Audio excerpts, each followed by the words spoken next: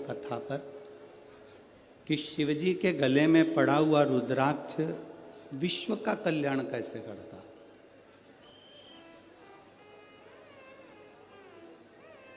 विद्येश्वर संहिता कहती है कि अगर कोई भूलवश भी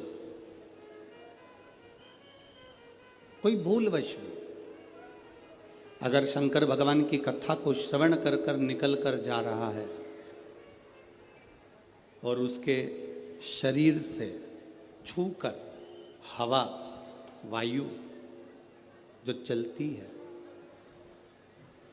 उसके शरीर से छूकर जो वायु निकलती है, जो हवा चलती है, चलती हुई हवा यदि उसके शरीर से भी छूकर निकल गई और जितनी जितनी दूर जहाँ जहाँ तक वो हवा जाती है, वो पवन जाती है, वो वायु जाती है, और उस हवा के क्रम में जितने जितने जीव आ जाते हैं, चाहे मनुष्य हो, जलचर हो, थलचर हो, वायुचर हो, जो जीव आ गया, शिव पुराण कहती है उनका दूसरी बार जन्म नहीं होता, वो संसार सागर से मुक्त हो जाता है।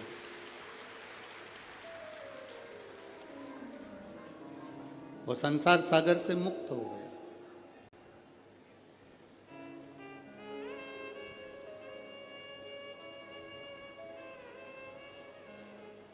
शिव जी के गले में रुद्राक्ष की माला है, शंकर जी के गले में रुद्राक्ष पड़ा हुआ है, मस्तक पर चंद्र है, गले में सर्प है,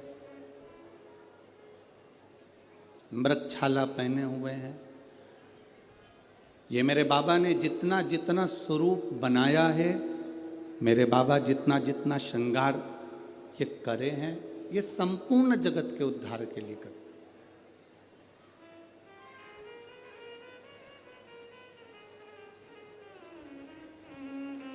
पार्वती जी ने स्वयं भगवान शंकर से अमर गुफा के अंतर्गत अमर कथा को श्रवण करते हुए माता पार्वती जी ने शिव जी से प्रश्न किया। उस प्रश्न का उत्तर आपके भी मुख पर होना चाहिए।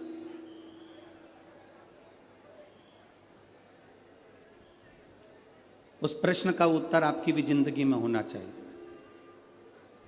हम तो कहते हैं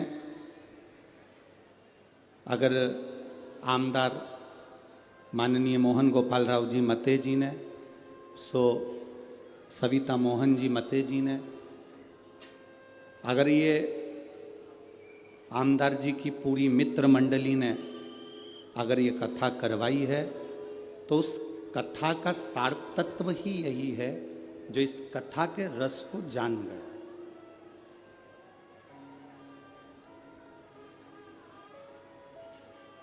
आज कथा के मंडप में माननीय सांसद महोदय कृपाल जी तुमाने जी भी विराजे हैं। शिव कथा कह रही है। एक प्रश्न माता पार्वती जी ने भगवान शंकर से कहा, अमरनाथ की गुफा में हम प्रवेश करें ना करें। अमरनाथ जी उस पत्र में लिखा था, क्या नारी, क्या स्त्री भगवान शंकर के शिवलिंग का स्पर्श कर सकती है? क्या नारी स्त्री भगवान शंकर के शिवलिंग का स्पर्श कर सकती है? कोई ऐसी एक पुराण लाकर बताओ जिसमें लिखा हो कि नारी शंकर भगवान के शिवलिंग, नारी शंकर भगवान के शिवलिंग का स्पर्श नहीं कर पाती। तो आप ही के महाराष्ट्र की, आप ही के मराठवाड़ा की, आप ही के महाराष्ट्र की मां अहिल्याबाई होलकर, जिसके हाथ में शिवलिंग रखा रहता था,